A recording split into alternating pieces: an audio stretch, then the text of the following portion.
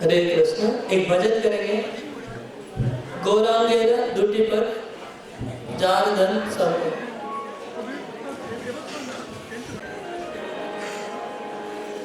गौरांगेर दुटी पर जार धन संपद। गौरांगेर दुटी पर जार धन संपद। गौरांगेर दुटी पर जार धन संपद। गौरांगेर दुटी पर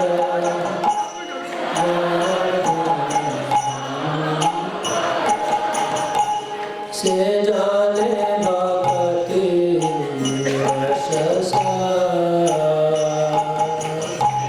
से जाने भक्ति रस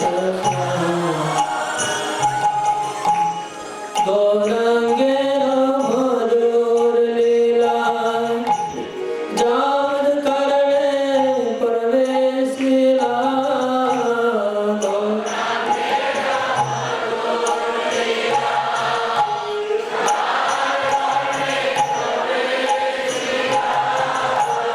गौरांगेर मधुर लीला जार करणे प्रवेशिला।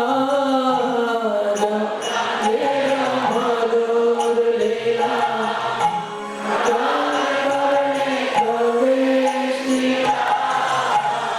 हृदय निर्मल भइलो हृदय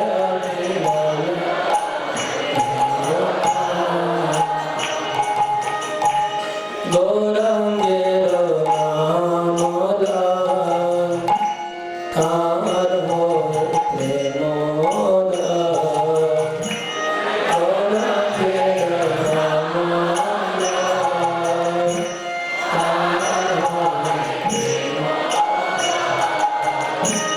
तारे मोए जाऊं बलिहारी। तारे मोए जाऊं बलिहारी। गौरांग गुणते झुरे नित्य लीला तारे स्फुरे।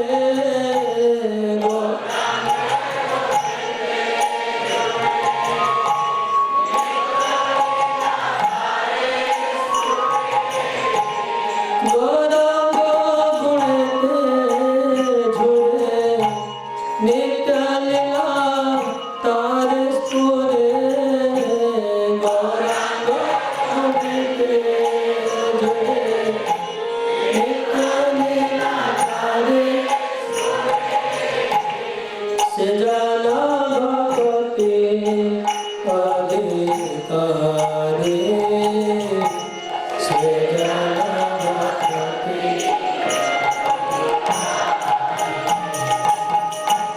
गौरांगेर संगे गाने नित्य सिद्ध पुरे माने।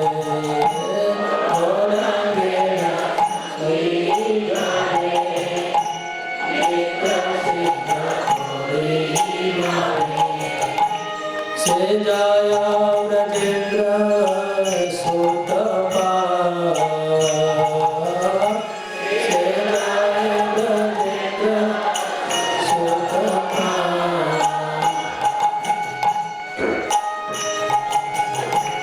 श्री गौड़ मंडल भूमि देवा जाने चिंतामणि। श्री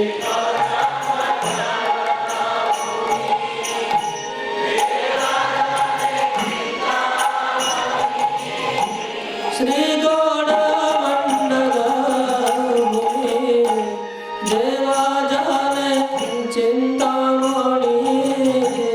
श्री गौड़ मंडल भूमि देवा जाने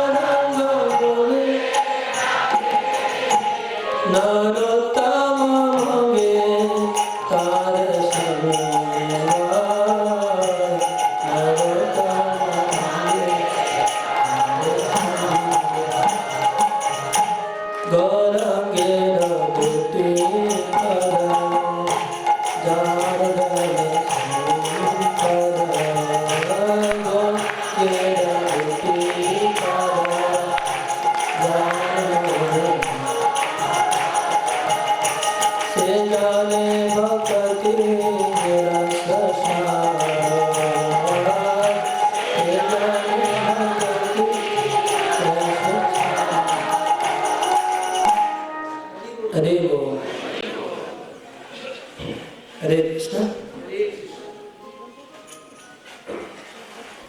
तो हम लोग श्री चैतन्य महाप्रभु के बाल लीलाओं का श्रवण कर रहे थे और विद्या विलास श्रवण कर रहे हैं। ये चैतन्य भागवत से वर्णन हो रहा है। मुझे लग रहा है कि चैतन्य भागवत का आदि खंड आज कवर हो जाएगा, जो मेरा टारगेट है। ऐसा लग रहा है जिस स्पीड से जा रहा है शायद आदि खंड आज कवर हो जाएगा। और आदि खंड में 17 अध्याय हैं, 17 चैप्टर। ऑलमोस्ट हम अभी लास्ट में कौन सा लीला बताए थे, लक्ष्मी प्रिया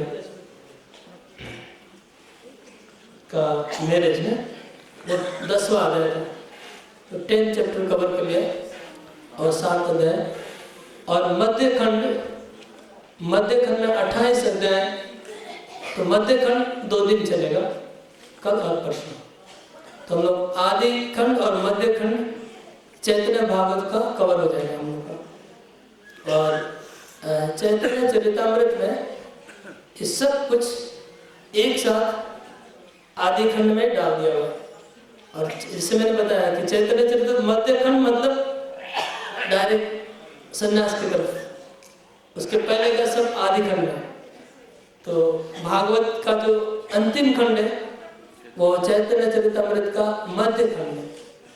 तो वो हम लोग सेकंड सेशन में दोबारा करें। तो हम उसी सुबह में सोच रहा था कि बहुत मुश्किल होगा, हो नहीं पाएगा, लेकिन भगवान की कृपा से हम लोग लगता है हो जाएगा कंप्लीट।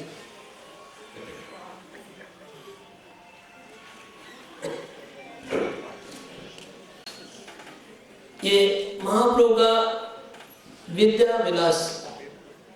चैतन्य महाप्रभु बहुत बड़े विद्वान स्कॉलर हैं, वो बहुत बड़े स्टूडेंट हैं, बहुत बड़े टीचर हैं। अभी टीचर बनने वाले हैं, अभी तो स्टूडेंट्स का ही बात हो रहा है ना।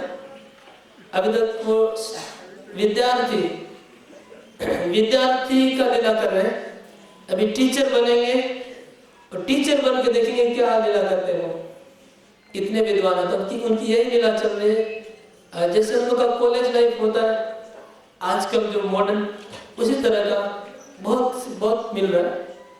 लेकिन एक चीज है, महाप्रभु ने कभी भी किसी औरत को या किसी भी लेडीज को कुछ कमेंट नहीं किया, और कोई लेडीज या किसी औरत को कभी अपमान नहीं किया। ये विद्या विलास में खाली युवकों के साथ लीला हो रही है, बच्चों में आपस में लीला हो रही है। इसमें कहीं पर भी कभी भी किसी औरत को उन्होंने सताया नहीं। अपने ये युवा उम्र में, किशोर में, बचपन में जो किया अलग बात है, बचपन में जैसे खेलते करते करते हो, लेकिन बड़े होने के बाद कभी नहीं किया। वो उनका एक प्रिंसिपल था। लेकिन आपस में लड़कियों के बीच में झगड़ा करते थे, सब कुछ करते थे, लेकिन कभी भी किसी ने, ये उनका एक अच्छा प्रिंसिपल उन्होंने फॉलो किया।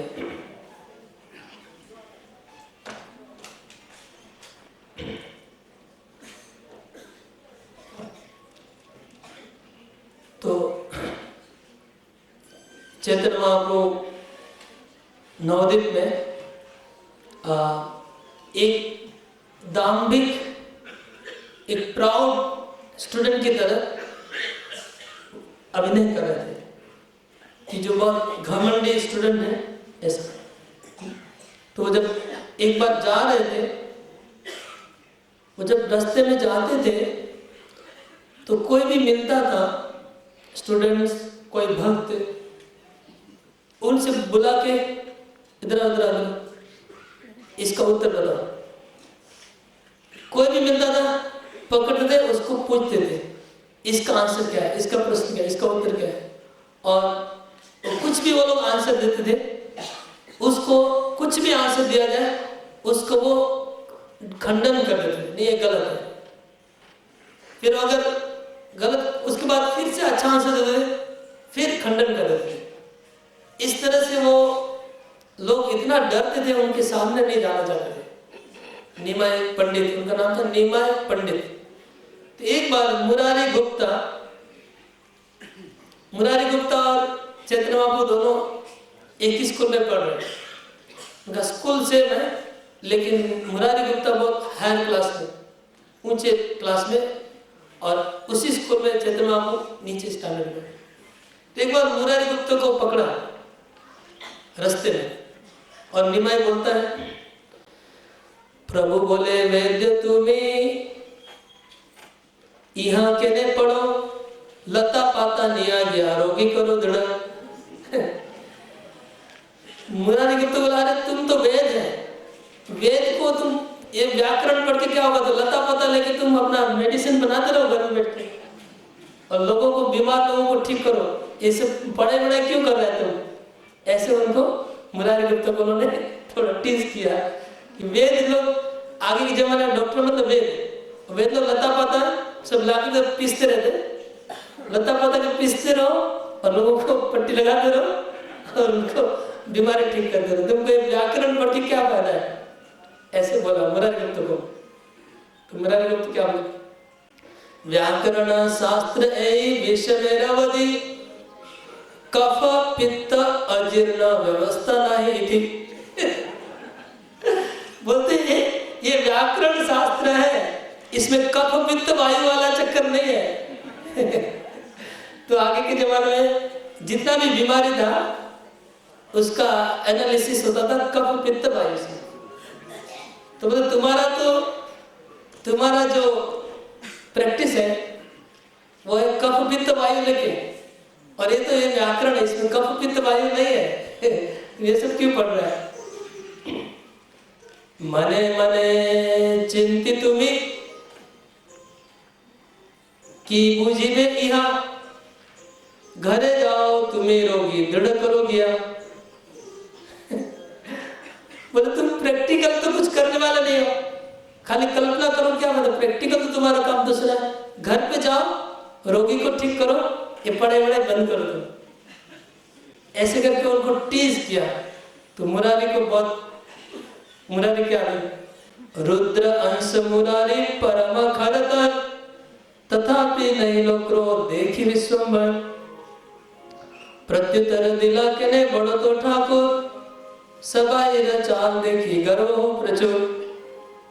तो मुरारी गुप्ता भी बहुत पावरफुल आदमी था, वो हनुमान जी का अवतार है, रुद्र अंश है। रुद्र अंश से फिर भी गुस्सा नहीं किया, विश्वंभर को देख के गुस्सा नहीं किया, लेकिन विश्वंभर को बोला तुम अपने आप को इतना क्यों घमंड करता है? छोटा सा बच्चा है और बड़ों के साथ ऐसा तर्क करता है, इतना तर्क तुम क्यों करता है? तो प्रभु बोलने लगे, प्रभु बोले व्याख्या करो। अच्छा प्रभु बोले अच्छा मैं बच्चा हूँ, ठीक है, आज तुमने क्या पढ़ाई किया बताओ। आज क्या पढ़ाई किया बताओ। गुप्त बोले एक अर्थ, प्रभु बोले आज। तो मुरारी गुप्ता ने बोला कि आज हमने ये पढ़ाई किया, तो उसकी व्याख्या करो। तो मुरारी गुप्ता ने व्याख्या किया, प्रभु ने उसको बोला नहीं ऐसा नहीं, ऐसा व्याख्या होता है, खंडन किया। फिर मुरारी गुप्ता ने निमाय पंडित का खंडन कर दिया और अपना व्याख्या रखा। तो फिर निमाय ने उसका खंडन कर फिर अपना व्याख्या रखा। तो ऐसे हार नहीं रहा था, मुरारी गुप्ता भी हार नहीं रहा और निमाय पंडित भी हार नहीं रहा, दोनों एकदम बराबर है। जैसे हनुमान जी और रामचंद्र के बीच में युद्ध हो जाता है, कोई नहीं हारता है, ऐसे ही हो गया, क्योंकि मुरारी गुप्ता हनुमान है और निमाय श्री रामचंद्र है। तो सेवक और स्वामी का युद्ध हो रहा है। आप लोगों को पता होगा जब हनुमान जी गए थे वो ढूंढने, सॉरी रामचंद्र सीता को ढूंढने गए थे, हनुमान जी पंडित बन के आए थे, देखा है क्या? हमने टीवी में देखा। और पंडित जी बन के आते हैं हनुमान और बहुत संस्कृत बोलते हैं, बहुत मजा आता है। वो चैप्टर बार बार देखते हैं, इतना अच्छा लगता है हमको। हनुमान जी पंडित बन के आते और लक्ष्मण को बोलते किम आगमनम ऐसे बोलते लक्ष्मण बोलता है इतना संस्कृत क्यों बोल रहा है तुम? गुस्से में बोलता है जल्दी जल्दी बताओ कि सीता माता कहाँ है। ये क्या नाम सुग्रीव पंडित का जो पर्वत है, पर्वत कहाँ है? ऋषिमुख पर्वत कहाँ है? इतना संस्कृत मत बोलो। नहीं कदम कदम कदम ऐसे संस्कृत बोलो। हनुमान जी बोले कदम कदम प्रयोजनम किम प्रयोजनम हम नहीं बताएंगे, पहले क्या काम है बताओ। तो बहुत मजा का वो चैप्टर इतना अच्छा लगता है। हनुमान जी के साथ राम का जो फर्स्ट मीटिंग होता है इतना इंटरेस्टिंग है, हम तो बार बार देखते हैं उसको। तो वो हनुमान जी हंसा के रुला देते, हंस के पागल कर देगा आपको। तो वो इधर वही है, ये मुरारी गुप्ता हनुमान निमाई वो अभी आपस में तर्क कर रहे हैं, एक दूसरे का व्याख्या खंडन कोई हार ले रहा है। तब क्या हुआ लास्ट में? मुरारी रो व्याख्या सुनी होन हर्षित संतोषे दिले तार अंगे पद्म हस्त मुरारी देहो हेलो आनंद समस्त चिंते मुरारी गुप्त अपन हृदय प्राकृत मनुष्य कबो एक पुरुष ने। जब मुरारी गुप्त व्याख्या कर रहे थे बार बार निमाई पंडित की व्याख्या खंडन हो जा रही है, तो निमाई पंडित अंदर में बहुत संतुष्ट हुए व्याख्या सुन के, और उसने अपना हाथ मुरारी गुप्त के शरीर को उन्होंने अपना हाथ से स्पर्श किया। संतोष से दिलेन तार अंगे पद्म हस्त।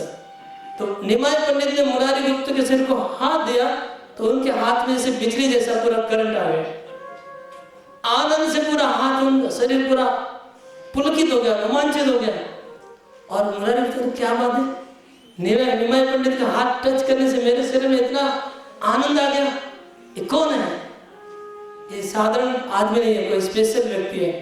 ऐसा मुरारी ने सोचा और मुरारी चला गया।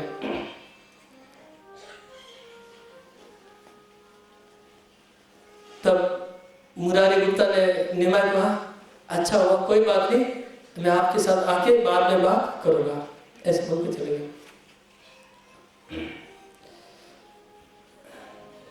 फिर आगे बढ़ते,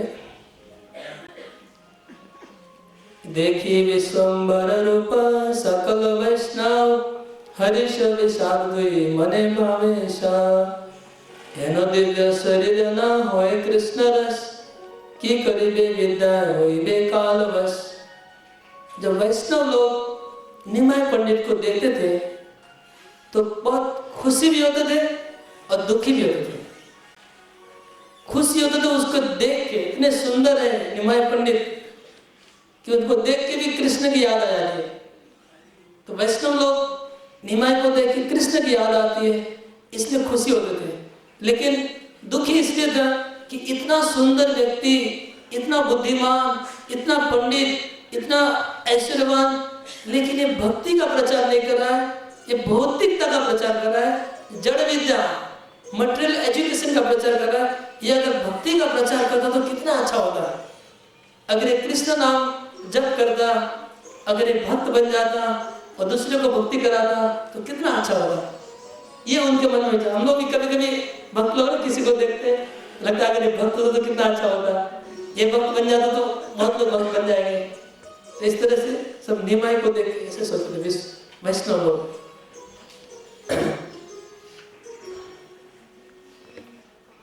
कभी कभी निमाई के मुंह पे भक्त लोग बोल देते थे।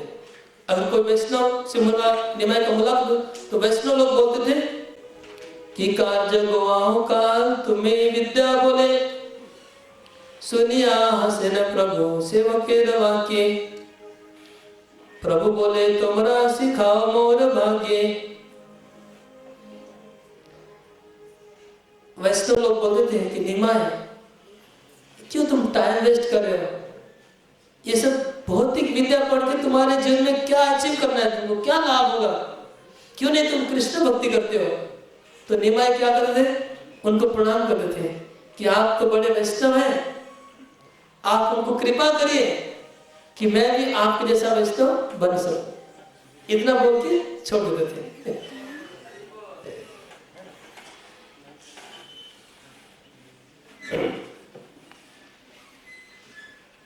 तो वैष्णव लोग हर दिन अद्वैत आचार्य के घर पे जाते थे और वहां चर्चा होती रहती थी कि कैसे नवद्वीप वासी सब भौतिक विद्या में डूबे हुए हैं, चारों खाली डिबेट, विद्या, आर्गुमेंट यही चल रहा है, कोई भक्ति नहीं कर रहा है।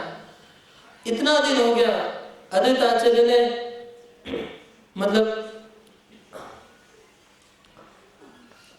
अद्वैत आचार्य भी सोच रहे थे प्रभु हमारे प्रकट हो चुके हैं इतना दिन पहले, अभी तक अब लीला को प्रकाश नहीं कर रहे हैं, अभी तक संकीर्तन का प्रचार नहीं हो रहा है।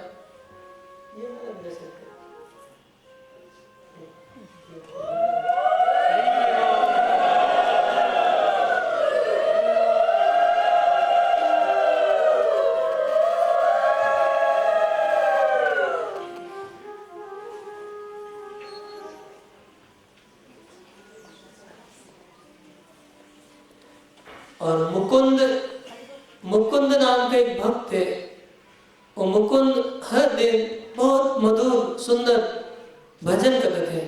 मुकुंद का कीर्तन सुन के सब वैष्णव लोग मुग्ध हो जाते थे और डूबे रहते थे।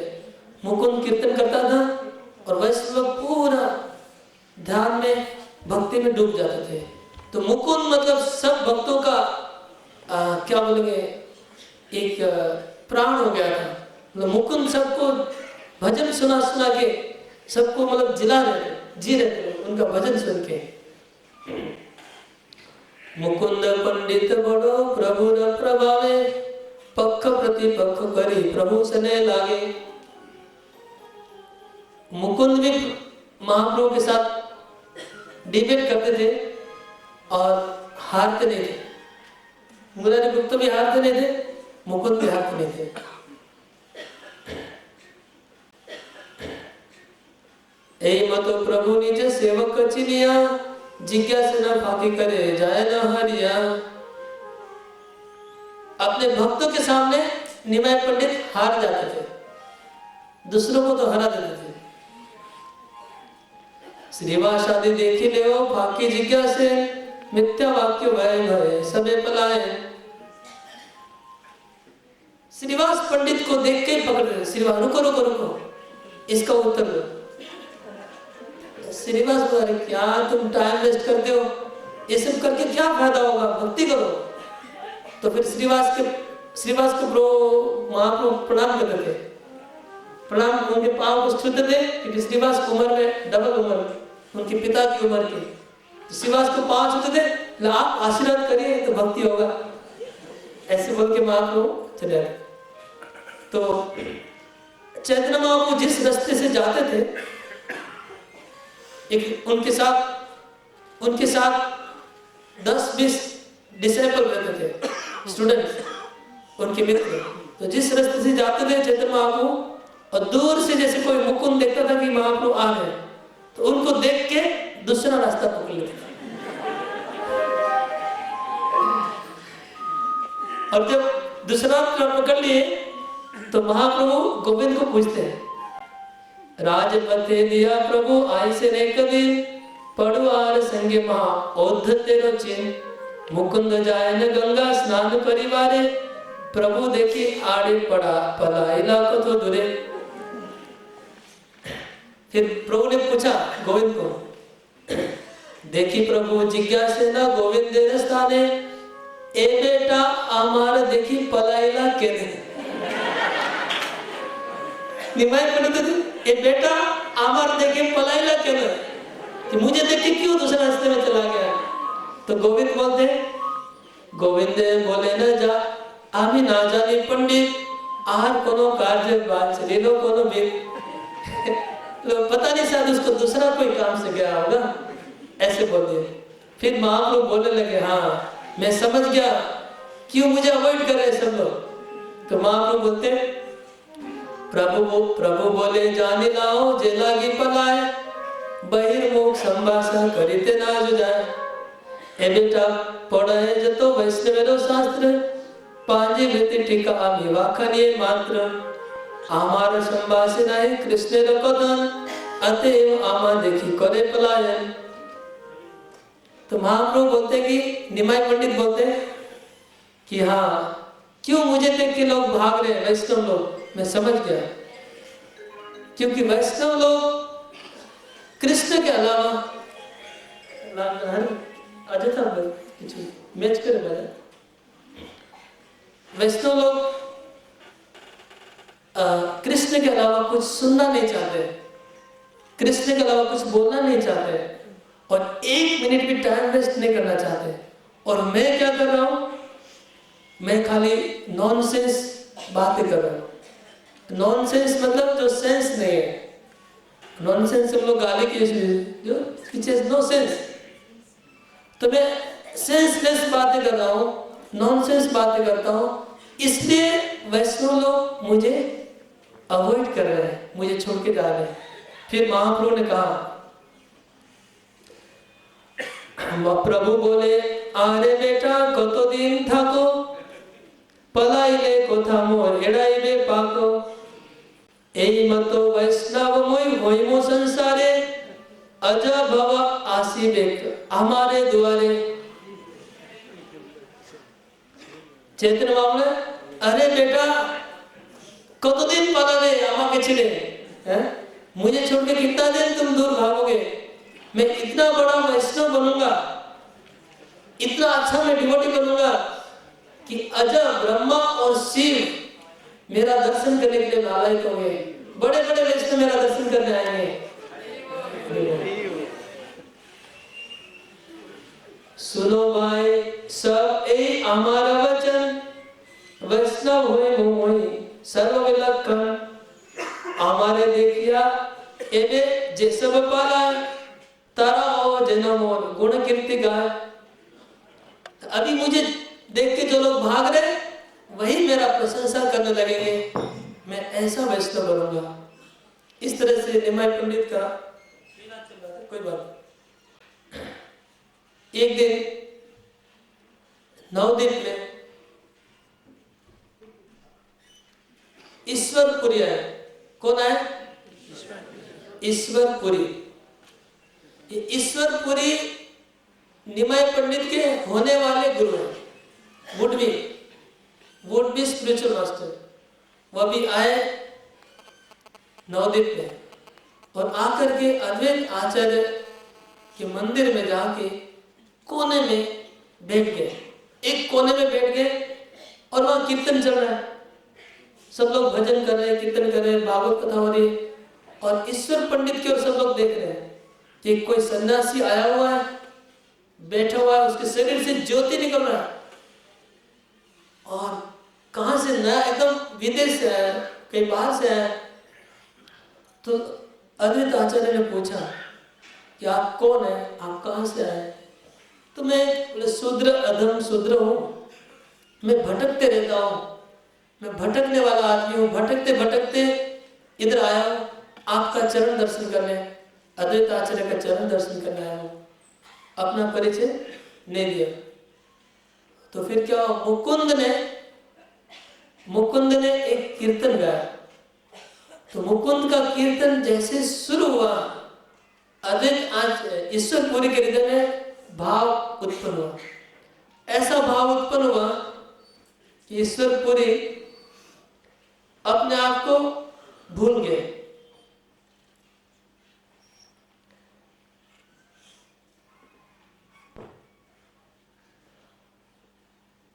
और जोर जोर से उनकी आंखों में आंसू आने लगा, रोने लगे और गिर गए मिट्टी पे, मूर्छित होने लगे, बार बार अपने आप को संभाल नहीं पा रहे थे।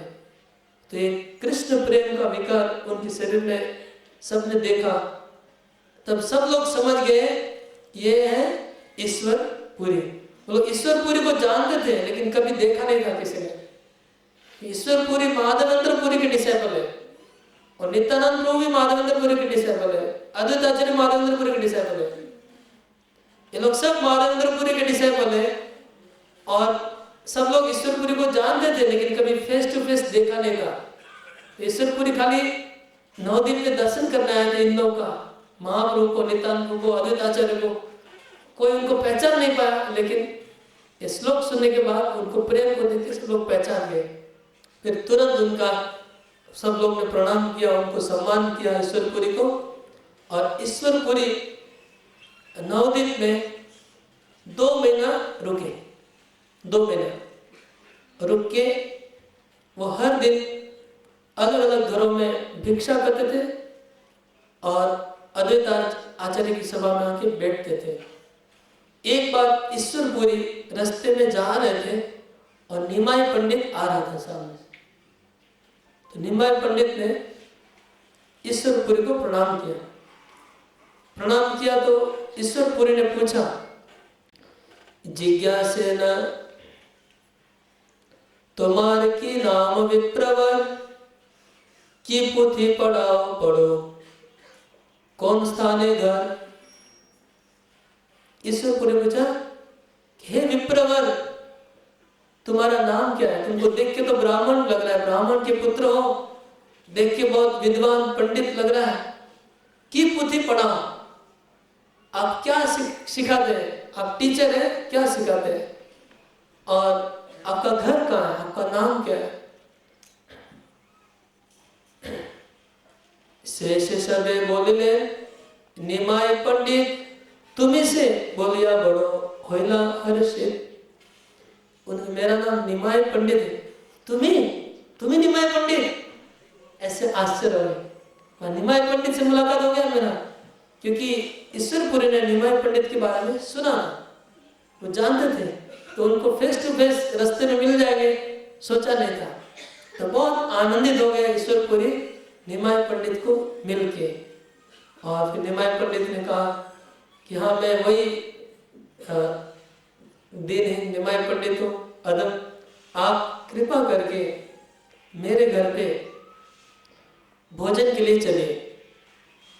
तो निमाय पंडित ईश्वरपुरी को अपने घर लेके गए और सच्ची माता को कहा कि इनको भोजन कराइए। तो सच्ची माता ने भोग कृष्ण को चढ़ाया और कृष्ण के प्रसाद ईश्वरपुरी को दे।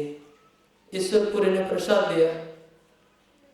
जैसे निमाय पंडित के घर पे ईश्वरपुरी ने भोजन किया।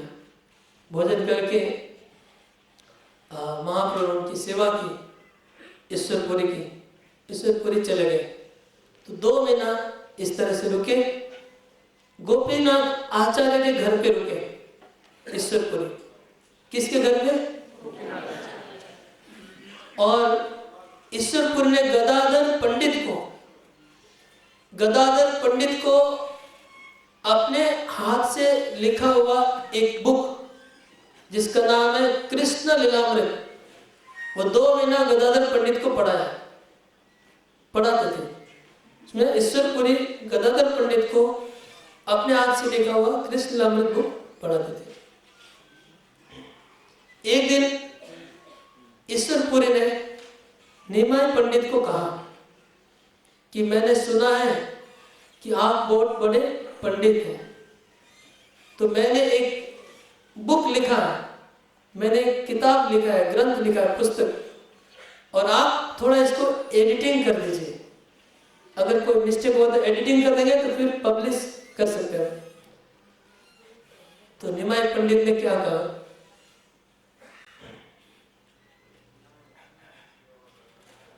प्रभु बोले, भक्त वाक्य कृष्णेर वर्ण, इहा तेजे दोष देखे से पापी जन, भक्तिरो कवित्व जेते मते केरे नाय, सर्वथा कृष्णेर प्रीति ताहते निश्चय।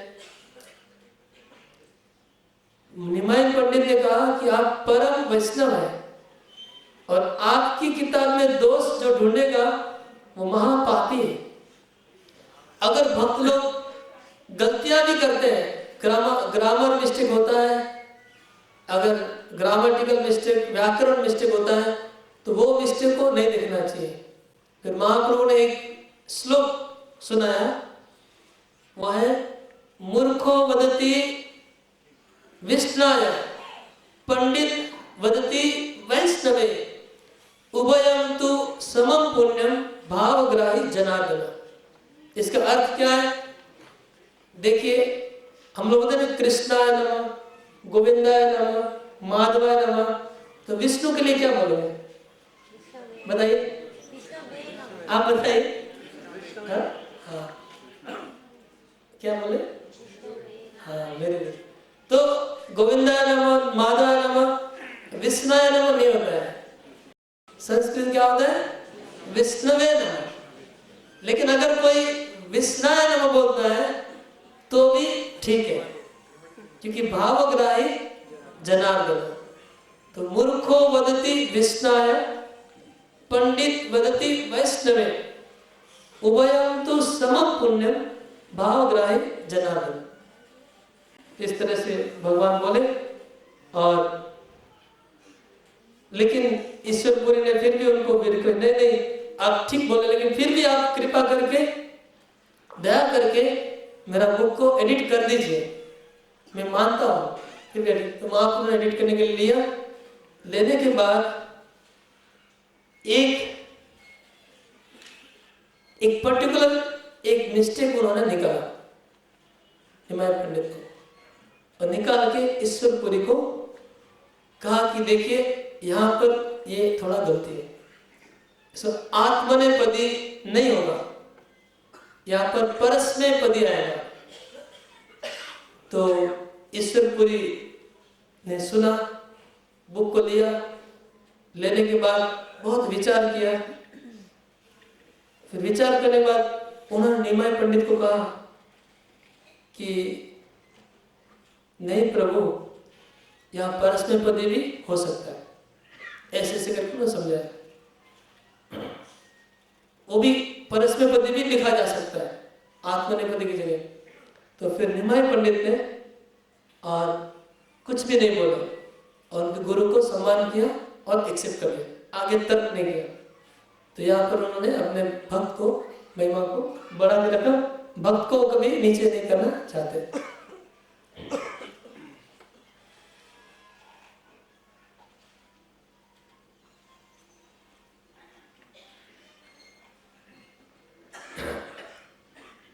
एक बार गदाधर पंडित रास्ते में जा रहा था और महाप्रभु से मिले। तो महाप्रभु गदाधर पंडित को पकड़ा।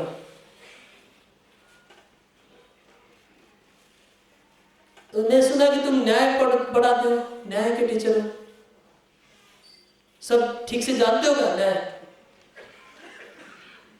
तुम वो बोले पूछो, तुमको गदाधर बोला पूछो, कुछ पूछना था पूछो। बोले ठीक है,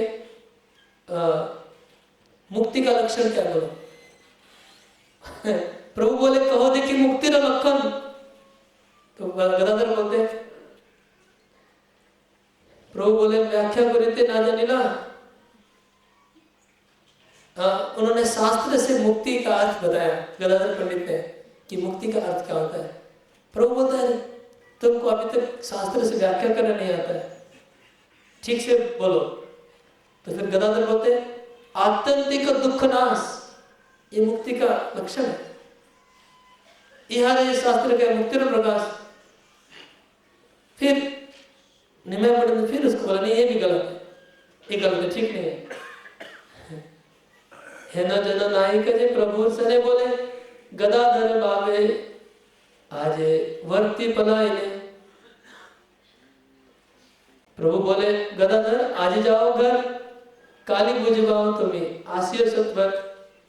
तो उनको आर्गुमेंट करके गदाधर को हरा दिया और बोला ठीक है कोई बात नहीं, अभी घर जाओ, कल फिर आगे बात करेंगे। तो क्या करते थे, भक्तों के साथ डिबेट करते थे, फिर ज्यादा अपमान नहीं करते थे, थोड़ा डिबेट करने के बाद हरा देते थे, फिर उनको फिर से प्रशंसा करके छोड़ देते थे। भक्तों के साथ ऐसा ही करते थे।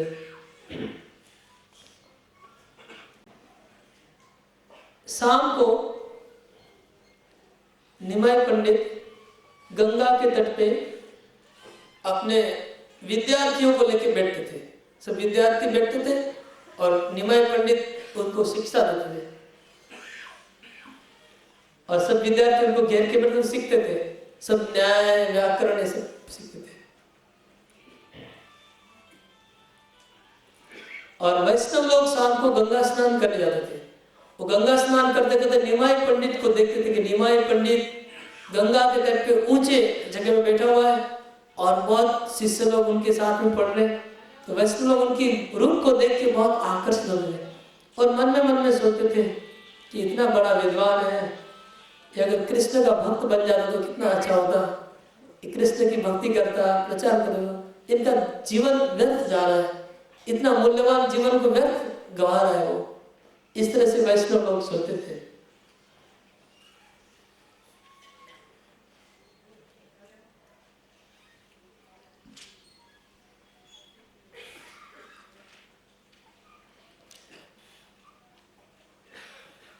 क्यों बोले देखो देखो निमाय पंडित, विद्या किला कृष्ण भजो त्वरित, पढ़े केने लोग कृष्ण जानी बारे तोरे, से जिद नहीं लो तबे विद्या की कोरे। हासी बोले प्रभु बड़ो भाग्य से आमार, तुमरा सिखाओ मोरे कृष्ण भक्ति सार। लोग बोले थे निमाय, विद्या से क्या काम होगा? अगर विद्या पढ़ के कृष्ण की भक्ति नहीं हुई तो विद्या का क्या अर्थ है? तो महाप्रभु बोलते थे कि मेरा तो बड़ा सौभाग्य होगा, आप लोग मुझे कृष्ण भक्ति सिखाइए तो मैं कृष्ण भक्त बनूंगा। एक बार निमाय पंडित नगर भ्रमण करने निकले अपने शिष्यों के साथ। पहले एक दर्जी के घर पे गए। दर्जी के घर पे जाके खड़े हो गए और दर्जी को बोले कि हमारे लिए कपड़ा सिलाई करके दीजिए, उनको कपड़ा पहनना है। तो भालो वस्त्र आन, प्रभु बोले वचन। प्रभु बोले कि वस्त्र ये वस्त्र मूल्य की लेबा। दर्जी को पूछा इसका दाम कितना है, ये कपड़ा पहनने का दाम कितना है? तो तुम्हें आपने जो देगा, तो आपको जो देना है दीजिएगा, कपड़ा अच्छा है आप ले लीजिए। तो वो बोलता है, दर्जी बोलता है, माँ को बोलते एबे कोड़ी नाय 10 पक्के दियो जे गोसाए। तो निमाय पंडित बोला अभी मेरे पास पॉकेट में पैसा नहीं है, लेकिन तो दर्जी बोलता है ठीक है 15 दिन के बाद दे देना, अभी कपड़ा ले लो। इस तरह से महाप्रभु ने फिर कपड़ा लिया। एक्चुअली पहले वैदिक में नियम था कि पूर्णिमा को सब पेमेंट होता है, पता होगा हम लोग बचपन में हमको पता है, हमारे गांव में मतलब महीने के एंड में पेमेंट होता है। तो ये बोला 10 पक्के, तो कोड़ी अभी नहीं है, पैसा नहीं है, तो 15 दिन के बाद दे देना। तो कपड़ा पहन लिया, फिर आगे गए निमाय। अरे ग्वाला के दर्जी का पाड़ा में गए थे। पहले दर्जी का पाड़ा घूम लिया पूरा, अभी एक ग्वाला के पाड़े में चले गए, जो ग्वाला लोग रहते हैं। ग्वाला के घर पे उठे और उनको बोले कि ग्वाला अरे बेटा दधी दुग्ध आन, अरे बेटा दधी दुग्ध आन। प्रभु बोले अरे बेटा दधी दुग्ध आन। माँ बोलते बेटा दूध दही लेके आओ, जो भी खाना बना जल्दी से। तो ग्वाला क्या बोलता है, गोप वृंद देखे जनो साक्षात मदन, संभ्रम दिलेन उत्तम आसन। प्रभु संगे गोपगण करे प्रयास, मामा मामा बोले करे सबे करे संभाल। निमाय पंडित को देख के वो लोग बहुत खुशी हो गए, ग्वाले लोग। उनको कृष्ण की याद आने लगी कि शायद हमारे वो गोपाल शायद आ गए, ऐसे वो सोचने लगे ग्वाले लोग। और बहुत खुशी से मामा मामा बोल के हाथ पकड़ने लगे। मामा मामा क्यों बोले, तो वहां पर कुछ रिलेशन है, ग्वाला लोग के साथ कुछ रिलेशन है। उनका जो बेटी है वो उस ग्वाला लोग में उनका शादी हुआ, तो उस रिलेशन में मामा मामा बोल रहे थे। ये लीला हुआ तो हम लोग नवद्वीप परिक्रमा में जाएंगे, वो जगह में जाएंगे हम लोग परिक्रमा करते करते, जहाँ पर लीला हुआ था हम लोग जाएंगे। हाँ वो है, एक जगह है वो अभी भी गोरदहा के पास में। तो दधी दूध सब लेके आए।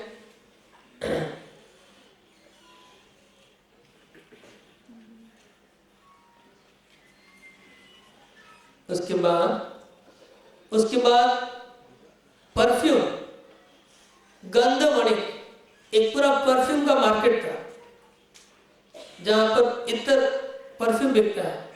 तो उस पाड़ा में चले गए महाप्रभु और उनके पास जाके दुकान वाले को जाके बोले, प्रभु बोले अरे भाई भालो गंधा दिव्य गंध वणिक आनिलो तो खान, भालो गंध आन, अच्छा परफ्यूम लेके आओ, हमको लगाओ। तो वो अच्छे अच्छे परफ्यूम लेके आए गंधवणी की मूल्य लईवा, बोले श्री सच्चिदानंद वाणी को बोले तुम्हें जानो महाशय तुम्हारे मूल्य की नित्य युक्त है। आज गंध पोरी घरे जाओ तो ठाकुर काली ज्योति गाय गंध थाके प्रचुर धुईले यदि गाय गंध नहीं छाड़े तबे कोड़ी दियो मोरे यही चित्त पड़े। तो गंध बड़ी बोल रहे कि अरे महाप्रभु बोले कि कितना पैसा दाम उसका क्या है, को तो कोड़ी दीवो। बोले कोड़ी वोड़ी का बाद में बात करना, पहले मैं परफ्यूम लगाता हूँ पूरे शरीर में लगाता हूँ, आज लगा के घर जाओ, घर जाके कल अगर तुम्हारे शरीर में फिर भी गंध रहे, पूरा स्नान करने के बाद भी बोलते अगर गंध रहेगा तब आके हमको पेमेंट करना। तो महाप्रभु को इस गंधवड़ी ने पूरा सेंट लगा दिया। पहले दर्जी ने कपड़ा सिलाई कर दिया, फिर इसने दही दूध खाया, फिर परफ्यूम वाले ने परफ्यूम लगा दिया। फिर गए मालाकार घरे, मालाकार के घर पे गए। प्रभु बोले भालो माला देवो मालाकार कोड़ी पाती लागे किछु नहीं का मान। आगे बोल दिया मालाकार के बाद अच्छा माला लेके आओ लेकिन पैसा नहीं है मेरे पास। माला लेके आओ लेकिन पैसा नहीं है मेरे पास। तो माला वाला क्या बोलते, माली बोले किछु दाय नहीं के तो मान, ए तो बोली माला दिलो प्रभु रश्री होंगे। मालाकार प्रति प्रभु शुभ दृष्टि करी उठिला तांबूली घरे गौरांगो श्री हरि। तो मालाकार ने माला पहनाया, बोलती कि पैसे की जरूरत नहीं आप माला पहन लीजिए। तो उनको माला पहनाया, फिर गए तांबूली मतलब पान वाले के घर पे गए और पान वाला उनको देख के बहुत खुशी हुआ, तो मेरा बड़ा भाग्य है कि आप मेरे घर पे आए। उसको तांबूल दिया। प्रभु बोले कोड़ी बिना केने गुआ दिला, तांबुली बोले चित्ते है नोई नोईला। तो माँ बोल रहे तुम पैसा नहीं मांगा पहले ही पान दे दिया, पैसा नहीं लेके पान क्यों दे दिया मुझे। तो पान वाला बोलता है कि आपको देख के मैं इतना मुग्ध हो गया कि मेरे मन में इच्छा हुई इसलिए दे दिया। ऐसे जाते जाते फिर शंख वणिक के घर पे गए। शंख वणिक मतलब शंख बेचने वाले थे। शंख और शाखारी माने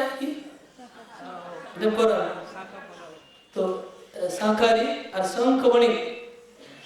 तबे गौर गेला शंख वणिक नगरे देखी शंख वणिक संभ्रम में नमस्कारे। प्रभु बोले दिव्य शंख आनो देखी भाई के मने वाले मु शंख कोड़ी पाती नहीं। दिव्य शंख शाखारी अन्य से ही खणे प्रभु ने श्री हस्त दिया कोरिला प्रणाम। तो महाप्रभु शंख वाले के पास जाके बोलते अच्छा शंख लेके आओ। फिर बोलते लेकिन पैसा तो नहीं है पॉकेट में, कैसे होगा। पहले बोलते लेके आओ, फिर बोलते लेकिन पैसा नहीं है पॉकेट में। तो वो फिर भी शंख लेके आए और दिया महाप्रभु को। शंख नहीं घरे तुम्हें चलो गोसाई पाछे कोड़ी दियो ना दिले हो जाए नहीं। पाछे कोड़ी दियो ना दिले हो जाए नहीं। अभी शंख लेके जाइए, पैसा बाद में देना और नहीं देने से भी चलेगा। तो इस तरह महाप्रभु एक के बाद एक घर पे जा रहे थे और एक ज्योतिष के घर पे जाके उठे। ज्योतिष के घर पे गए, बोले ज्योतिष मेरा हाथ देखो, मेरा पूर्व जन्म का लीला बताओ, मैं कौन हूं, मेरा पिछले जन्म का सब कुछ बताओ। तो ज्योतिष ने महाप्रभु को देखा और देख के उसका दिमाग चक्कर आने लगा। महाप्रभु को देखने लगा ज्योतिष, अरे देखिए आप प्रभु तेज से सर्व ज्ञान विनय संभ्रम करिला प्रणाम। प्रभु बोले तुम्हें सर्व ज्ञान भाव सुनी, बोलो देखी अन्न जन्मे किछ नाम आमी। बोलो मैं पूर्व जन्म में कौन था?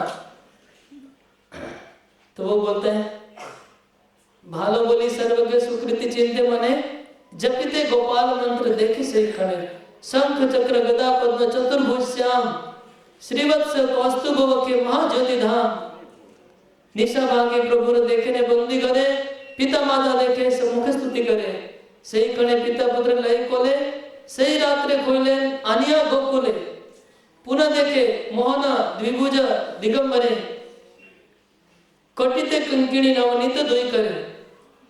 तो उसने क्या देखा? शंख चक्र गदा पद्म श्याम। फिर एक जेल देखा, जेल के अंदर वसुदेव देव की स्तुति कर रहे हैं। फिर वसुदेव उनको लेके गोकुल में ले जा रहे हैं। फिर गोकुल में बाल लीला कर रहे हैं। फिर पुतना आती है, उनको वध करने का प्रयास करती है। फिर अघासुर बकासुर पूरा लीला देखने लगे, ज्योतिष देखने लगे कि ये पूरा कृष्ण का लीला आने लगा। तो वो बार बार देख के वो तो फिर देखा नरसिंह अवतार, रामचंद्र अवतार, सब एक के बाद वराह अवतार, सब अवतार देखने लगा वो ज्योतिष उनका पूरा। इस तरह देखने के बाद पर फिर क्या हुआ लास्ट में? सर्व को रिबा किबा कोदते हमारे एते को चिंतिते प्रभु बोलेला हसिया के आमी की देखो के ना कई भांगिया।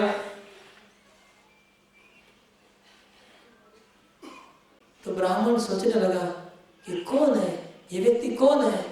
समझ में नहीं आ रहा है। कोई मेरा मंत्र में कुछ गड़बड़ हो गया, ये कोई बड़ा तांत्रिक है, समझ नहीं पा रहा है। तो निमय बोले बोलो बोलो, क्यों नहीं बोल रहा है? तुमने क्या क्या था मैं पिछले दिन, जल्दी से बोलो।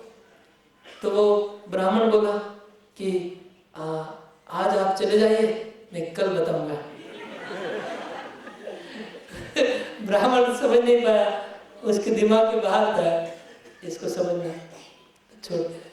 ऐसे करते करते निमाय पंडित कोला बेचा श्रीधर के घर में चले गए। कोला बेचा श्रीधर का सबको पता है, उनके घर पे गए और उनको जाके टीज करने लगे।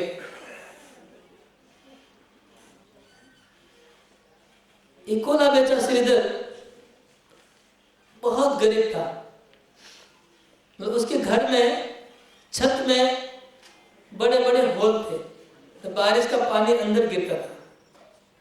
और उन्होंने जो कपड़ा पहना था, वो कपड़ा उसको क्या बोलते पता नहीं, जोड़ के पहनते।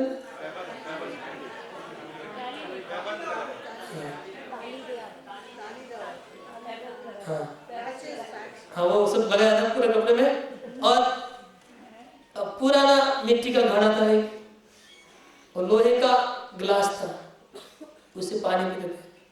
और वो क्या करते थे कि किसी के बगान में केला का पेड़ होता था, वो पेड़ खरीद लेता था। वो पेड़ खरीद के लाते थे, उसको तोड़ तोड़ के उसका पत्ता बेचते थे, उसका थोड़ बेचते थे, उसका मोचा बेचते थे, उसकी केला बेचते थे। ये उनका जीवन था। एक पेड़ तो खरीद के लाएंगे, 10 रुपया दे खरीद के लाएंगे तो 8-12 रुपये में बिकेगा वो, उससे ज्यादा क्या है। तो कोला तो सबके घर में रहता है, बंगाल में कोला सबके घर में है। तो इस तरह से करता था। उसमें जो पैसा आता था उसका आधा पैसा से गंगा का पूजा करता था। अगर सारा दिन में समझ लीजिए 1 रुपया का उनका प्रॉफिट होता था, तो 50 पैसा गंगा की पूजा में और 50 पैसा जो बचता था वो अपने खाने के लिए यूज करता था। और सारा दिन रात हरे कृष्णा कृष्णा कृष्णा हरे हरे, हरे राम राम राम हरे हरे, ये मंत्र सारा दिन जप करना। रात को भी उसके घर से अगर कोई भी पास से गुजरता था, उसको आवाज आता था। कोई भी श्रीधर के घर के बाहर से गुजरेगा तो श्रीधर का आवाज आता था, हरे कृष्णा। ये श्रीधर का बहुत फेमस, इससे बहुत गरीब था और बहुत ऐसे चल रहा था उनका जीवन। तो चैतन्य महाप्रभु उसके घर में आ गए, निमाई पंडित सब पूरा लश्कर को लेके, और प्रभु बोले श्रीधर तुम्हें जे अनोखा हरि हरि बोलो तबे दुख के कारण, लक्की कांते सेवन करिया केने तुम्हें अन्न वस्त्र दुख पाओ, कहो देखी सुनी। तो निमाय पंडित श्रीधर, तुम सारा दिन हरि हरि हरि करते हो, हरे कृष्ण का जप करते हो, तो फिर दुखी क्यों हो? तुम लक्ष्मी कांत की सेवा कर रहे हो, जो लक्ष्मी के पति है उसकी भक्ति करते हो और इतने दुखी हो, तो फिर तुम क्यों लक्ष्मीपति की भक्ति करते हो? बोलो। लक्ष्मीपति खुद है निमाय पंडित, अपने भक्त की परीक्षा करे श्रीधर की। तो श्रीधर क्या बोलते हैं? श्रीधर बोले न उपवास तो ना तोरी, छोटो हो बड़ो हो वस्त्र देखो परी। श्रीधर ने कहा कि मैं हरे कृष्ण का जप करता हूं लेकिन भूखा नहीं सोता हूं, भगवान मुझे खाना देते हैं, और छोटा हो चाहे बड़ा हो वस्त्र देखो मैंने पहना है, वस्त्र में पहनता हूं। फिर कहते हैं, फिर महाप्रभु तो छोड़ने वाला नहीं, आगे बोलते हैं, प्रभु बोले देखी लाओ गाठी 10 ठाए, घरे बोलो देखी देची खड़गा छिड़ाए। तुम्हारे कपड़े में तो 10 जगह थिगड़ा लगा हुआ है, थिगड़ा बोलते हैं गुजराती में, हिंदी में क्या बोलता है, 10 जगह तो ये लगा हुआ है। हाँ इंग्लिश से हिंदी बोलो, आप लोग इंग्लिश ज्यादा सीखो, हिंदी बोल रहे। पैबन, ठीक है। तो तुम्हारा 10 जगह छिड़ा हुआ है तुम्हारा कपड़ा। महाप्रभु बोले कपड़ा तो पहनते हो, और देखता हूं तुम्हारे घर में खड़गाछी ना है, देखी तेची तोर घरे खड़गाछी रहे। खड़गाछी का मतलब घास वास नहीं है, पेड़ नहीं है, छत नहीं है, छत से पानी गिर रहा है। तो देख अब आगे क्या बोल रहे, महाप्रभु क्या परीक्षा कर रहे हैं सब लोग के लिए, हम लोग सबके लिए, जो अभी नेक्स्ट बात आ रही। प्रभु बोले देखो ऐ चंडी विष हरि रे पूजिया, केना घरे खाए परे सब नागरिया। श्रीधर बोले विप्र बोलिला उत्तम, तथापि सबार काल जाए कसम। श्रीधर ने कहा जो लोग चंडी पूजा कर रहे हैं उनके घर पे जाके देखो कितना पैसा है, कितना धनी है, वो लोग कितना अच्छा अच्छा खाते हैं, कितना अच्छा पहनते हैं, और तुम कृष्ण की भक्ति करते हो, इतने गरीब हो, क्यों कृष्ण की भक्ति करते हो? फिर इतने गरीब होने के लिए करते हो भक्ति? तो श्रीधर ने कहा कि आपकी बात ठीक है, लेकिन देखिए सबका काल एक बराबर जाता है, चाहे कितना भी खाए कितना भी भरे, काल सबको ग्रास कर रहा है, सबकी उम्र आयु घट रही है। रत्न घरे था के राजा दिव्य खाए परे, पक्षी गणा था के देखो वृक्ष रहो परे। श्रीधर ने कहा कि राजा के घर पे रत्न है और वो अच्छा खाना खाता है और पहनता है, और जो पंछी होते हैं वो वृक्ष के ऊपर रहते हैं, वो लोग ही अपना खाना खाते जीते हैं। सब लोग जी रहे, सबका टाइम जा रहा है, पंछी भी जी रहा है, राजा भी जी रहा है। काल पुनः समान समान हो जाए, सबे निज कर्म भुंजे ईश्वर छाए। इसके बाद चैतन्य महाप्रभु ने बोला कि श्रीधर मैं जानता हूं तुमने अपने घर में जमीन के नीचे बहुत धन छुपा के रखा है,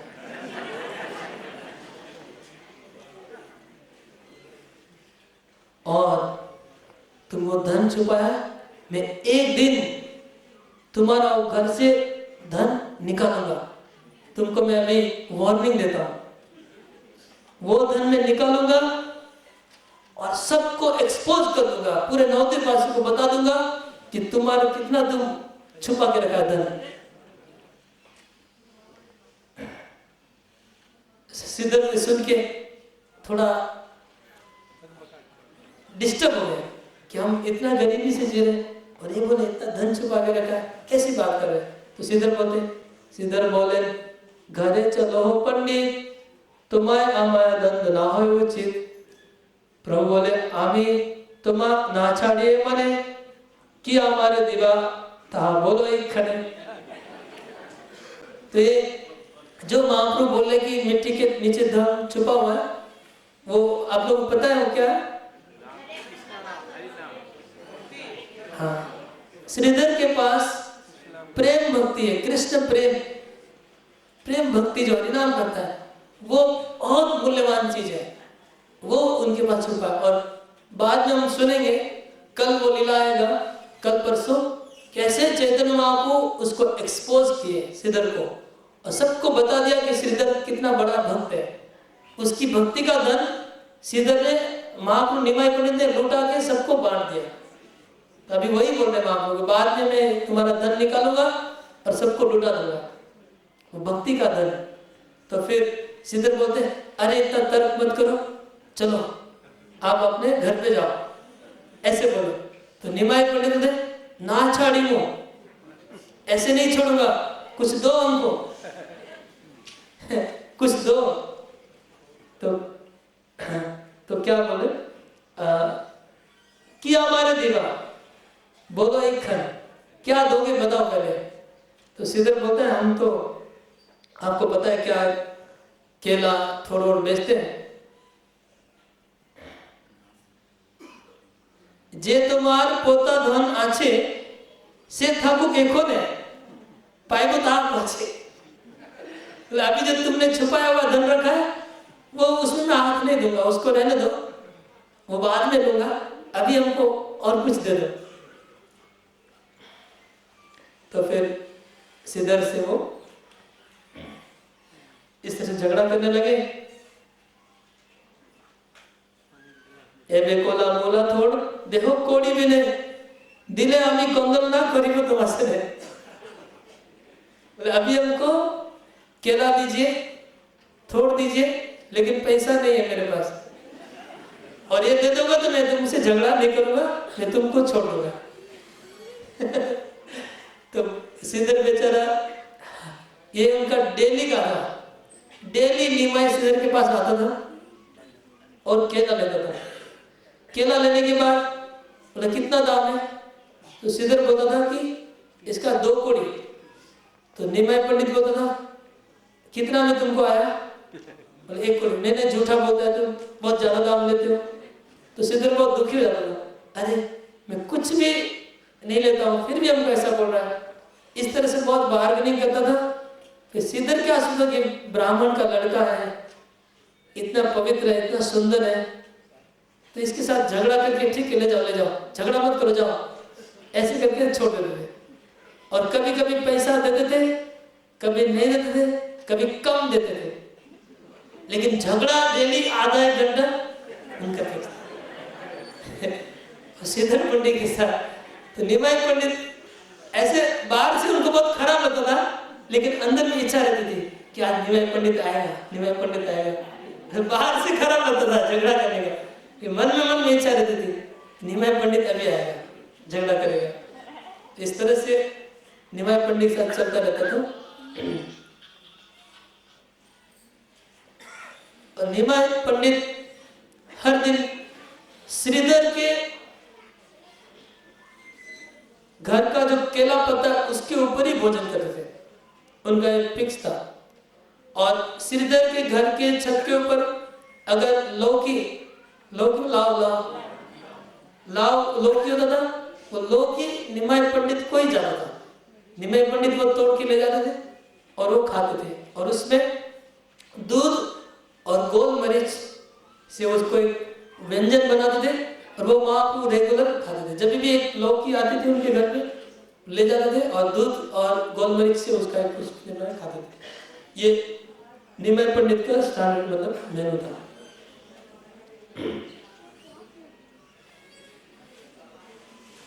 इस तरह से आर्गुमेंट चलता रहा श्रीधर के साथ।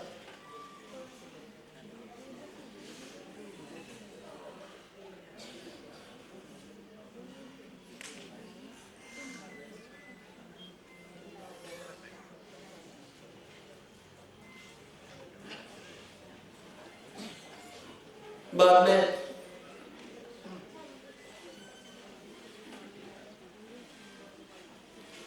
श्रीधर को निमाय ने पूछा कि निमाय तुमको क्या लगता है मुझे देख के तुमको क्या लगता है? श्रीधर तुम एक ब्राह्मण के पुत्र हो, विष्णु के अंश हो,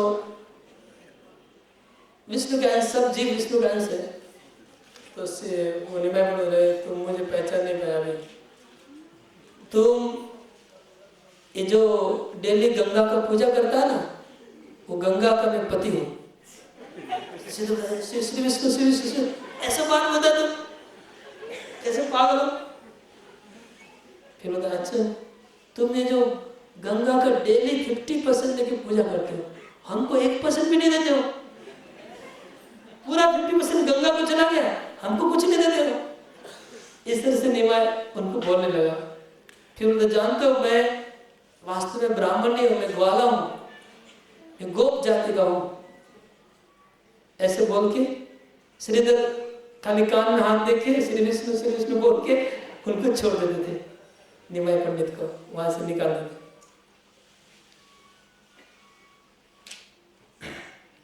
एक दिन श्रीवास पंडित से भेड़ हो गया, मुठभेड़ हो गया। निमाय पंडित श्रीवास पंडित रास्ते में आया, उनको पकड़ लिया और श्रीवास पंडित को उन्होंने प्रणाम किया निमाय ने। तो श्रीवास पंडित ने उसको आशीर्वाद दिया, चिरंजीवी भव।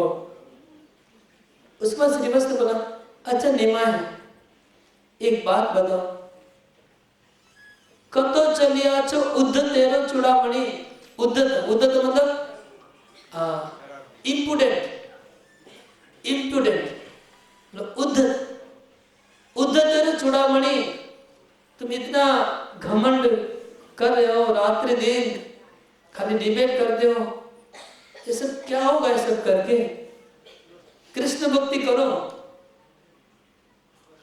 ऐसे श्रीवास पंडित ने निमाय पंडित को कहा। तो निमाय पंडित बोलते हैं कि सुनो श्रीवास पंडित, अगर आपका कृपा होगा तो मैं जरूर कृष्ण भक्त बन जाऊंगा, मुझे कृपा करिए। इस तरह से निमाय पंडित ने कहा। और निमाय पंडित का जो स्कूल था वहां पढ़ाते थे, उसमें उनके विद्यार्थियों की संख्या बढ़ती गई। इतने विद्यार्थी निमाय पंडित के स्कूल में हो गए हैं, हजार। इसमें लिखा है कतवा प्रभुर शिष्य तार अंत नाई, कतवा मंडली पढ़े ठाए। तो एक साथ हजार स्टूडेंट कैसे पढ़ते होंगे? तो उसका प्रभुपाद जी एक परपोट में लिखते हैं कि मंडली करके पढ़ते, एक मंडली इधर एक मंडली, सबका निमाय पंडित ओवरसी करते हैं। 200 स्टूडेंट इधर है, 200 उधर है, 200 उधर, ऐसे मंडली करके पढ़ते हैं। और एक बात सुनिए, कितना इंटरेस्टिंग बात है, सुनिए।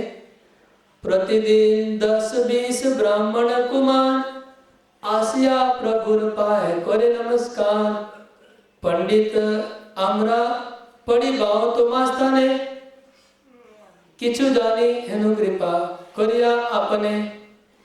तो डेली 10-20 नए स्टूडेंट आते थे और निमाय पंडित को बोलते थे कि हमको आपके स्कूल में एडमिशन दीजिए। और निमाय पंडित बोलते थे भालो हासी प्रभु बोले न वचन, यही मृत प्रतिदिन 12 शिष्यगण। तो डेली 10-20 नए स्टूडेंट आते थे और इनकी स्टूडेंट की संख्या बढ़ती जा रही थी। निमाय पंडित मतलब 9 दिन में नंबर 1 यूनिवर्सिटी, नंबर 1 कॉलेज। और जितने भी स्टूडेंट की संख्या बढ़ती गई, हजार लाख स्टूडेंट्स निमाय पंडित के हो गए। और वो टीचर थे। कोई अगर बोलते हैं निमाय पंडित के स्कूल पढ़ते हैं, वाह निमाय पंडित ऐसे। अब इसको IIT ऑक्सफोर्ड, तो उस समय क्या निमाय पंडित उसका शिष्य है, दंडवत प्रणाम। तो निमाई पंडित के स्कूल में अगर कोई पढ़ता है तो बहुत उसका घमंड स्पेशल था। इस तरह निमाई पंडित पढ़ा रहे थे। मतलब हम सोचते हैं कि आप जैसे सोचिए थोड़ा कि जो लोग निमाई पंडित के साथ पढ़ाई करते थे वो कितने भाग्यवान होंगे। हाँ, आप लोग सब पढ़ाई किए होंगे, स्कूल में गए होंगे। आप सोचिए आप स्कूल में बैठे हैं और आपका टीचर है निमाई पंडित, तो क्या होता है सोचिए। ऐसे भी हमारे जो टीचर थे उसको भी याद करने से अच्छा लगता है ना। तो अभी निमाई पंडित अगर टीचर हो तो क्या हो जाएगा। तो कितने भाग्यवान थे लोग। इस तरह से निमाई पंडित पढ़ते थे। एक बार एक कश्मीर में एक बड़ा पंडित रहता था, उसका नाम केशव कश्मीरी। केशव कश्मीरी पंडित था और वो जमाना था डिबेट का, पंडिताई करने का जमाना था। तो केशव कश्मीरी पूरे कश्मीर में नंबर 1 पंडित बन गया। कश्मीर भी पंडितों का अड्डा है, अभी भी पंडित, आपको याद हो, सबको पता होगा कश्मीर भी पंडितों का अड्डा है। तो कश्मीर में नंबर 1 हो गया। फिर कश्मीर से बाहर निकला, वो गुजरात में सबको हराया, उड़ीसा, महाराष्ट्र, सब स्टेट का नाम लिखा है इसमें। 500 साल पहले भी ये नाम थे, ये भी हमको देख के अच्छा लगा। तो बुक तो 500 साल पहले लिखा हुआ है, तो उस समय भी ये नाम था, गुजरात, अंग, बंग, ये सब एक एक नाम लिखा है। उड़ीसा, सब देश को उन्होंने विजय प्राप्त कर लिया। और विजय प्राप्त करके खाली नवद्वीप बाकी था, जो नवद्वीप टॉप मोस्ट है। अगर नवद्वीप में अगर वो विजय प्राप्त हो जाएगा तो दिग्विजय बन जाएगा, मतलब वर्ल्ड में नंबर 1 बन जाएगा। तो नवद्वीप में आया पंडित। और पंडित कैसे, पंडित का जमाना अलग था उसमें। पंडित मतलब अभी जैसे नहीं, वो राजा जैसा हाथी के ऊपर बैठा है, वो बहुत बड़े, और बड़ा पालकी है हाथी के ऊपर, और कितने घोड़े, कितने हाथी, और 200-400 पंडित साथ में पोथी लेके चल रहे हैं। पूरा शोभा यात्रा लेके वो मतलब दिग्विजय करने, जैसे राजा लोग दिग्विजय करते हैं वैसे दिग्विजय करने निकला है। तो जैसे ही वो नवद्वीप में एंट्री किया, पूरे नवद्वीप में मतलब बात फैल गई, हाहाकार हो गया। पूरे नवद्वीप में चर्चा होने लगी कि दिग्विजयी केशव कश्मीरी आ रहा है, और वो जिससे भी मिलता है उसको हरा देता है, और हरा के उनसे साइन करवा के सर्टिफिकेट लेता है कि इधर लिख के दीजिए कि आई एम डिफीटेड। तो सब जो सर्टिफिकेट का एक थप्पी हो गया, कितना पालकी पूरा सर्टिफिकेट से भरा हुआ है। सबसे लिखता, लिख के लेता था साइन करके, हम हार गए। तो और उसको सरस्वती माता का भक्त था, सरस्वती देवी का, उसको सरस्वती पुत्र बोल के मानते थे लोग। सरस्वती का पुत्र मतलब बर्थ नहीं है, बायोलॉजिकल पुत्र नहीं है, लेकिन एडॉप्टेड सन। तो सरस्वती का पुत्र माना जाता था। सरस्वती उसके मुंह पे रहती थी, तो जो बोलना चाहता था वो सरस्वती बोला देती थी उससे। तो नवद्वीप में पंडित लोग सब डरने लगे कि अगर केशव कश्मीरी हमारे स्कूल में आएगा और बोलेगा कि उनको युद्ध करो, और हम अगर साइन कर देंगे तो हमारा लज्जा, इज्जत मिट्टी में, तो अपनी इज्जत बचाने के लिए सब पंडित लोग अपना दुकान बंद कर दिया, स्कूल बंद, हॉलिडे, 1 दिन 2 दिन, जितना दिन केशव कश्मीरी घूम रहा है नवद्वीप में उतना दिन स्कूल बंद।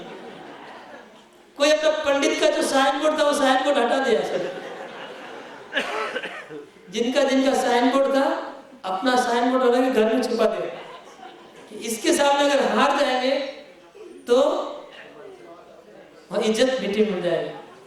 तो केशव कश्मीरी नवद्वीप में घूम रहा है और कोई उसको फेस नहीं कर रहा है, अकेला घूम रहा है, कोई सामने नहीं आ रहा है। तो सब पंडित लोग कोने में छुप के आपस में घुसपुस कर रहे हैं कि केशव कश्मीरी जा रहा है, केशव कश्मीरी जा रहा है, कौन उसको फेस करेगा।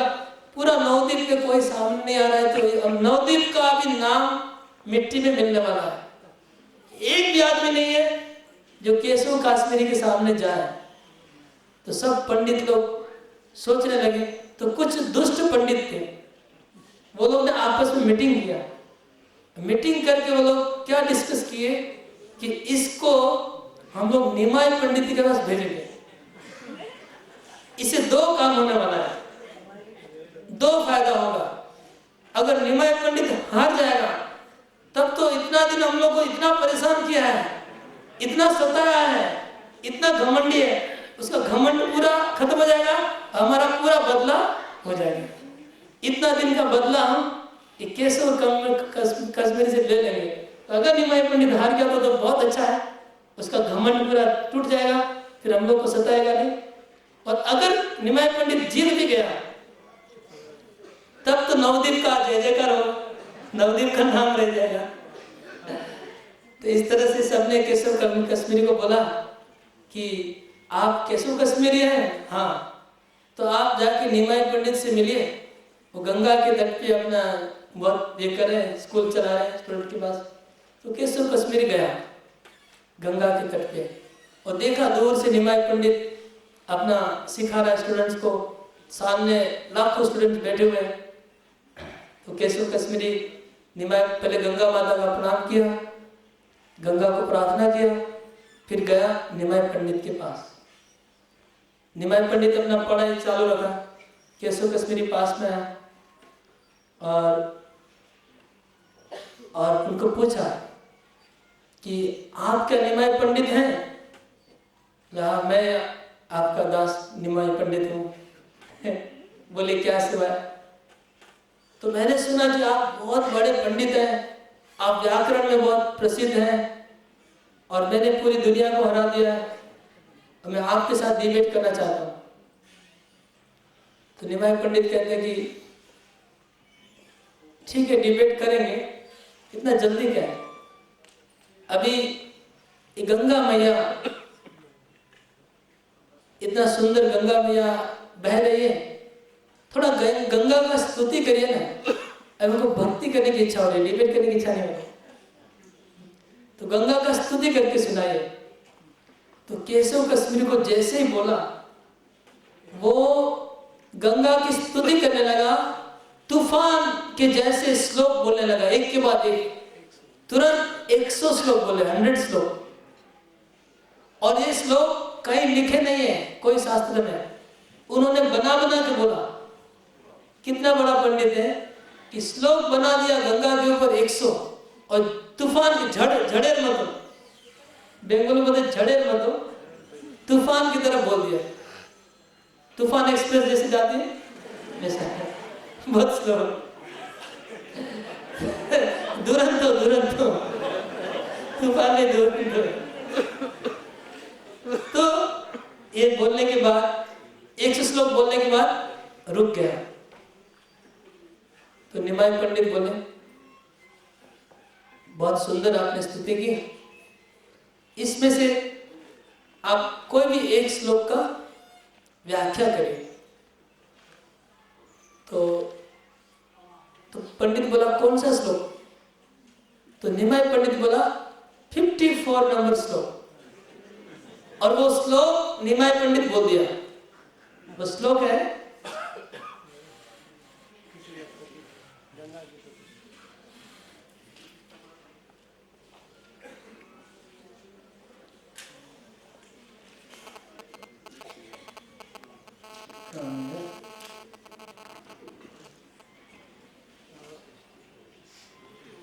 अच्छा इसमें नहीं हो, चैतन्य चरित इस बुक में वो श्लोक बोला। तो श्लोक निमाय पंडित श्लोक बोल दिया पूरा। तो दिग्विजय बोला, रहे मैंने 100 श्लोक बोल दिया, उसमें से आप एक श्लोक कैसे याद रख लिया? मैंने तूफान की जैसे बोल दिया। तो महाप्रभु ने कहा कि जिसकी कृपा से, सरस्वती कृपा से आप इतने कवि बने, आप श्लोक रचना कर रहे हैं, उन्हीं की कृपा से मुझे भी याद, मेमोरी का शक्ति मिला, याद रखने की शक्ति मुझे उनसे मिली है, उनकी कृपा से मैं याद कर लिया। तो बोले इस श्लोक का व्याख्या करिए। तो केशव कश्मीरी ने व्याख्या किया। श्लोक को व्याख्या करने के बाद निमाय पंडित बोले कि ये श्लोक में कितने गुण हैं और कितने दोष है बताइए। तो कश्मीरी थोड़ा गुस्सा हो गया, गुण तो बहुत है लेकिन दोष क्या है, दोष हो सकता है क्या? निमाय थोड़ा देखिए ना, कुछ गुण दोष होगा ही, थोड़ा देख के बोलिए। तो केशव कश्मीर नहीं, हमारे श्लोक में कोई दोष नहीं होता है। फिर निमाय ने कहा नहीं, आपके श्लोक में दोष और गुण है। तो केशव कश्मीरी बोलता है आप तो व्याकरण के पंडित हैं, मैं अलंकार का पंडित हूं, और अलंकार के बारे में आपको क्या ज्ञान है? आप अलंकार के बीच में नाक मत गलाइए। तो निमाय पंडित बोला अगर आप गुस्सा हम नहीं करेंगे तो मैं आप एक बात बताऊंगा। क्या? आपके श्लोक में 5 गुण है और 5 दोष है। सुन के तो वो झटका लगा, शौक लगा केशव कश्मीरी को। क्या बताओ कौन सा 5 गुण है? तो निमाय पंडित ने फट 5 दोष बता दिए और 5 दोष बताए, 5 गुण बता दिए, और वो केशव कश्मीरी का सर झुक गया। वो बहुत ग्रामेटिकल है, आपको बोलने से अच्छा बोरिंग हो जाएगा, बोलूंगा नहीं। क्या मिस्टेक है? वो चैतन्य चरितामृत में लिखा हुआ है 5 गुण और दोष, ठीक है 5, वो अलंकार मिस्टेक था। फिर चैतन्य महाप्रभु ठीक है कोई बात नहीं, जो हो गया सो हो गया, अभी आप और कुछ सुनाइए। तो केशव कश्मीर का मुंह नहीं खुला और सब विद्यार्थी लोग हंसने लगे। तो महाप्रभु ने सबको रोका कि हंसो मत, और केशव कश्मीरी को बोला, केशव कश्मीरी पसीना पसीना हो गया, उनके पांव कांपने लगे, पैर के नीचे जमीन फिसल जा रही है। तो महाप्रभु बोले आप थोड़ा आज जाके रेस्ट करिए, कल सुबह हम लोग चर्चा करेंगे।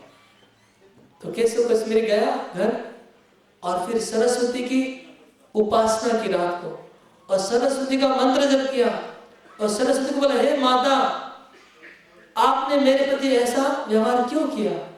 आपने मेरे पूरी दुनिया में मुझको जिता दिया, आज पहली बार आपने मेरी इज्जत को मिट्टी में मिला दिया, आप मुझे हेल्प क्यों नहीं किए?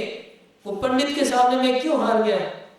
तो सरस्वती आई स्वप्न में, तुरंत प्रकट हुई, और सरस्वती बोले हे केशव कश्मीरी, मेरे पुत्र सुनो, तुम जिनके साथ डिबेट कर रहे थे वो मेरे पति हैं,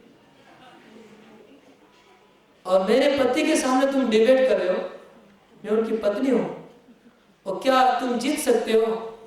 वो तो मेरे प्रभु है, मैं उनकी दासी हूं।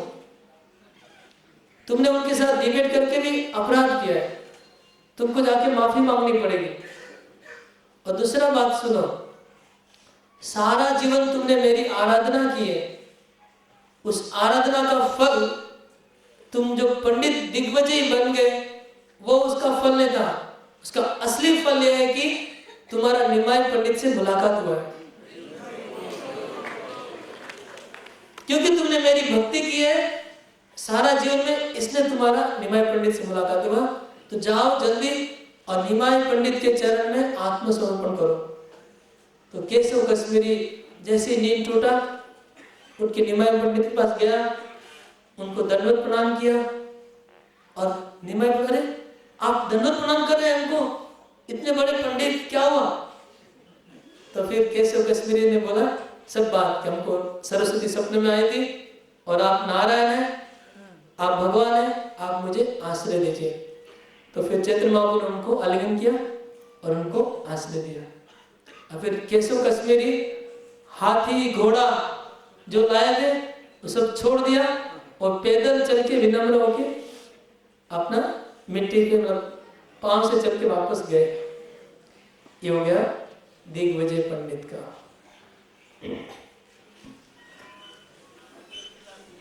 तो निमाय पंडित इस तरह, ये क्या गड़बड़ हो गया? हम तो बीच में फंस गए। थोड़ा सा करके इनका तो यदि मैं मतलब जो टारगेट था वो चुक गया, इसलिए वो थोड़ा लीला बढ़ा दिया आगे वाला। कोई बात नहीं,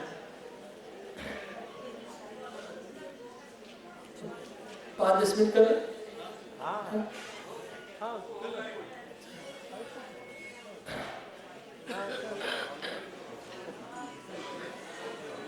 कितना देर अलाउ करेंगे?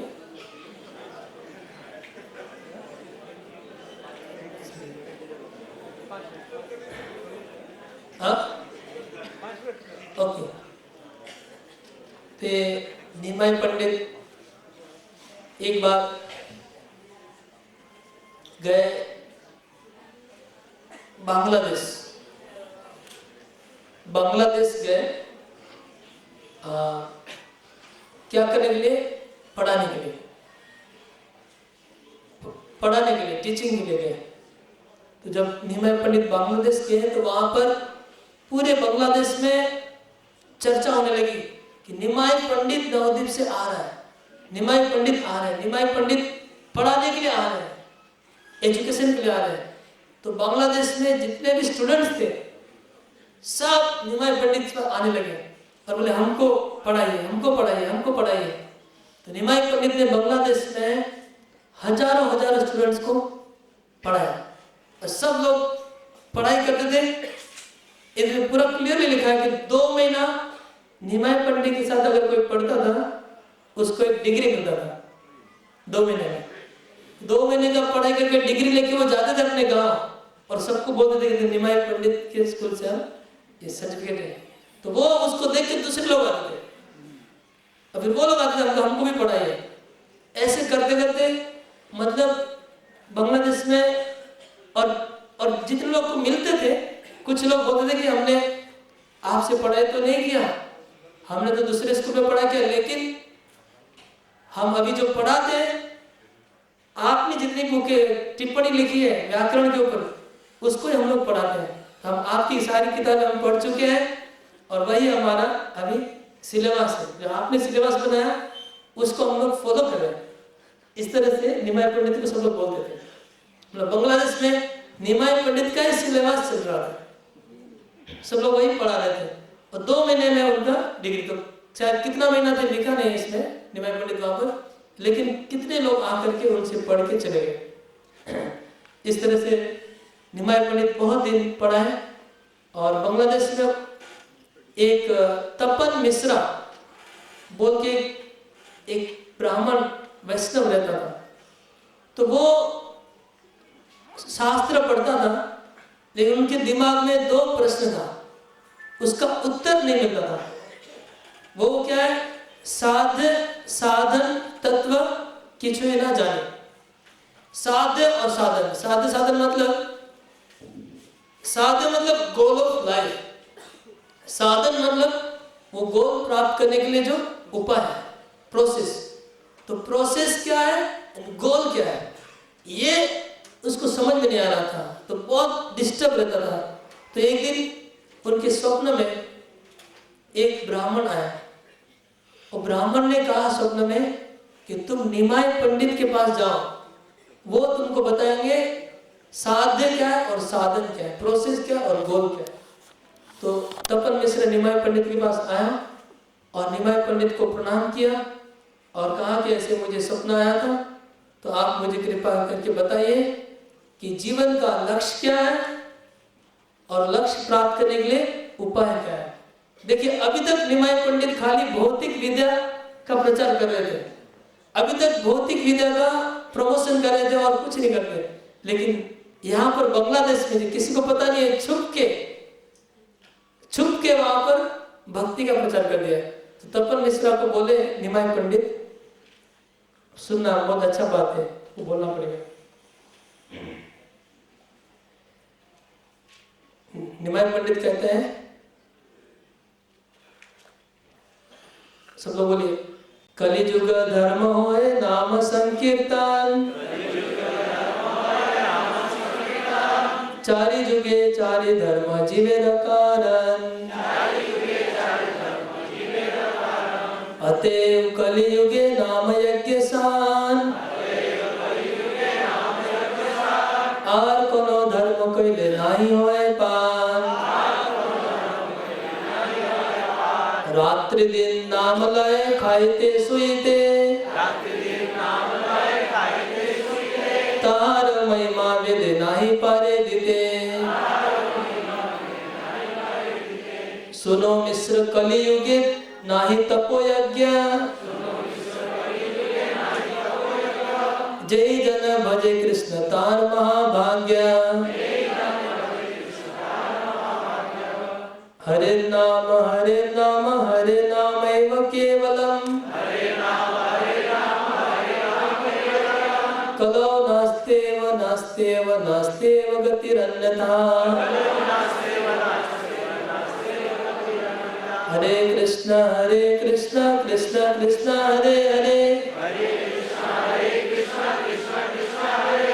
हरे राम राम राम हरे हरे।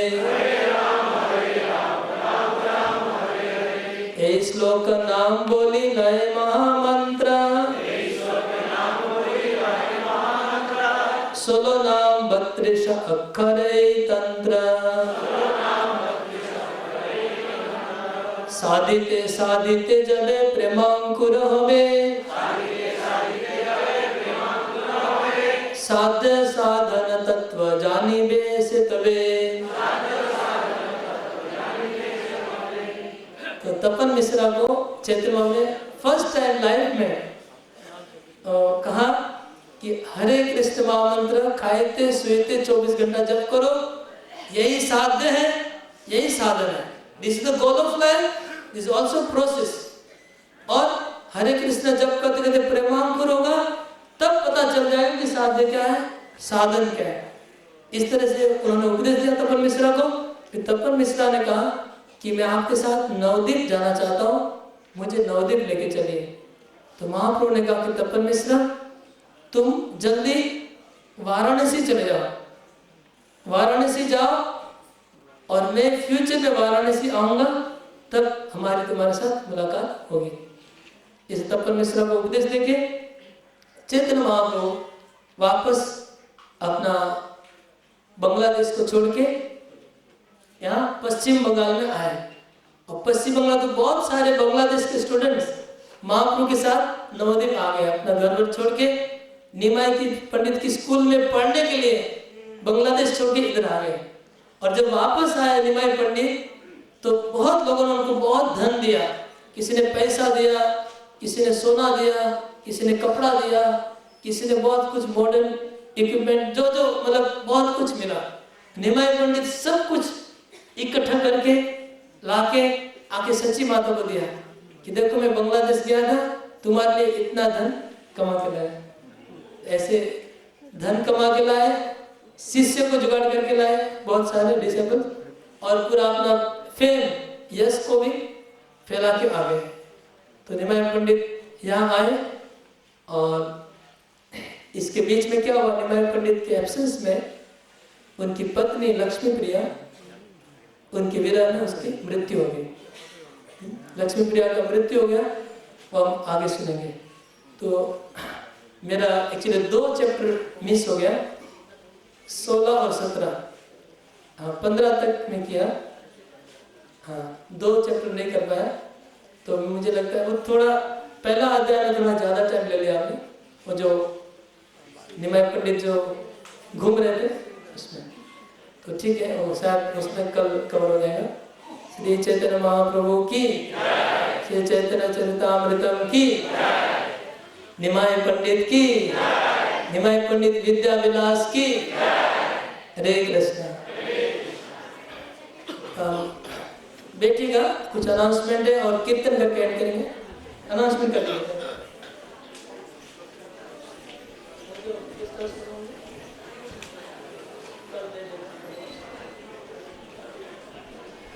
हरे कृष्णा।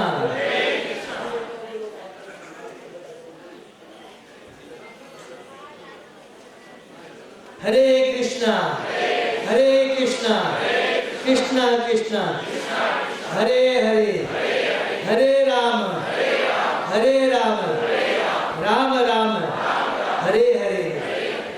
जिज्ञेस आचार्य प्रभु जी को हम लोग धन्यवाद देते हैं, अपना आभार प्रकट करते हैं। आज द्वितीय सत्र में उन्होंने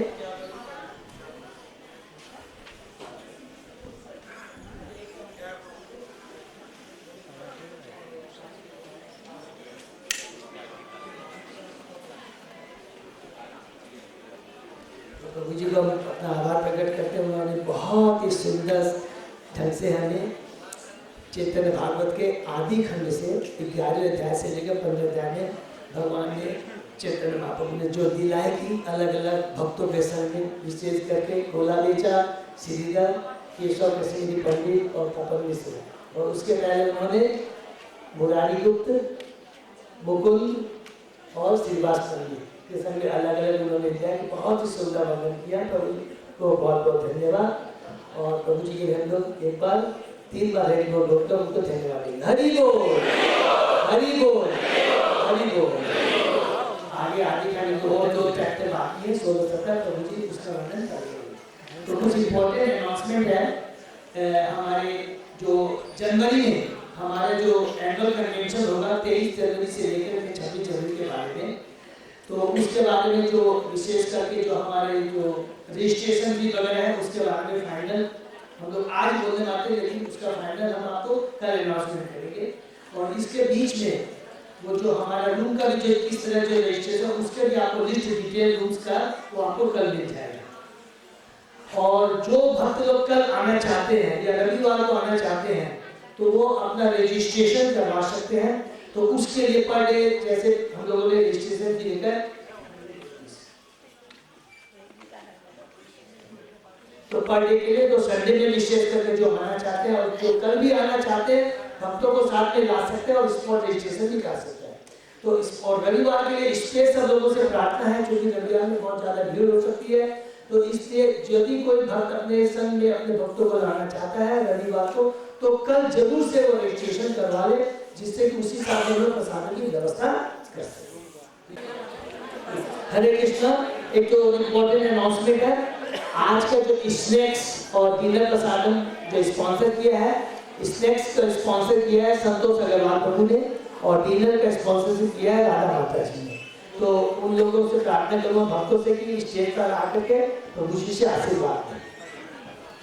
4 अलग अलग कैटेगरी के कैसे कैसे रूम है, उसका पूरा कंप्लीट चार्ट हम लोगों ने सर्किट सर्जन लीडर को दे दिया, लीडर से सर्किट सर्जन लीडर को दे दिया है। आप अपनी रिक्वायरमेंट उनसे लेकर के उनसे डिटेल ले सकते हैं और अपनी रिक्वायरमेंट उनको सबमिट कर सकते हैं। ठीक है, हरे कृष्ण।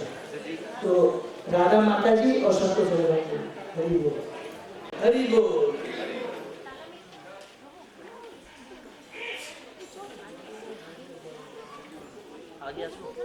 सब लोग बोलेंगे हरि बोल, हरि बोल, हरि बोल, हरि बोल, हरि बोल।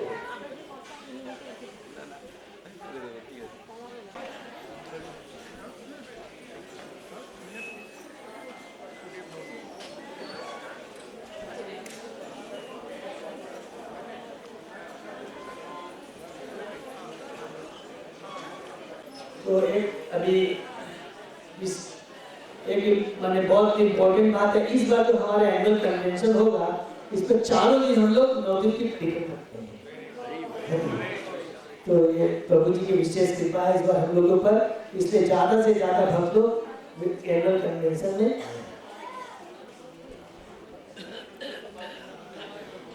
तो हो गया।